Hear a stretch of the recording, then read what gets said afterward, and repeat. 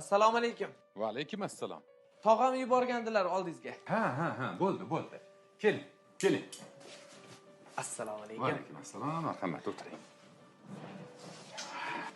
Xo'sh, xush kelibsiz. Keling, nima xizmat uka? O'qishga kirishim kerak. Tog'am siz bilan ko'rishishimni tayinladi.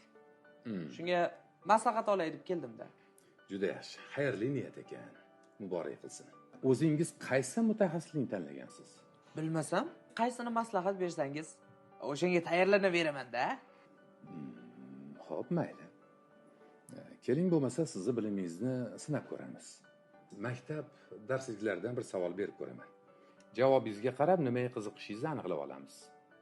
Xo'p. Gap deb nimaga aytiladi? Bilmayman. Iye. Bu boshlang'ich sinflarda beriladigan savol-ku. Siz rostdan bilmaysizmi yo eslolmayapsizmi? Yo'q, rostdan bilmayman. Xo'p. Matematikadagi o'sha 4 amalni sanab bera olasizmi? Yo'q, bilmayman. Iye. Uka. Bu oddiy narsalar-ku bu. Nega o'qimagansiz? Nimaga qiziqasiz o'zingiz? Endi prokurormi, iqtisodchimi, diplomatmi bo'lishim kerak-da. Amir Temur qachon va qayerda tug'ilgan? Bilmayman. Maktabga borganmisiz? Misrda hujrada o'qiganman. Maktabga bormaganman. Gap bu yoqda ekanda.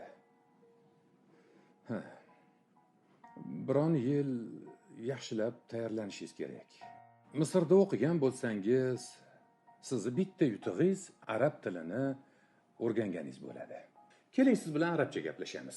Endi to'g'ri, men sizdek yaxshi gapira olmayman, lekin fikrimni tushuntira olaman.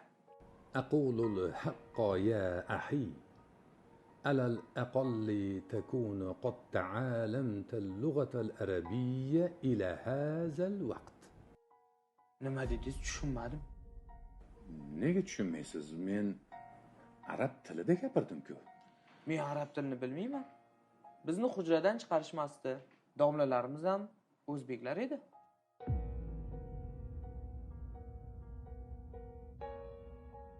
Konstitutsiyamizning 50-moddasida umumiy o'rta ta'lim majburiy deb belgilangan.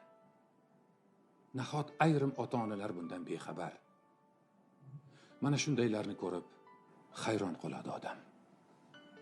Kelajak yoshlar qo'lida. Yoshlarchi?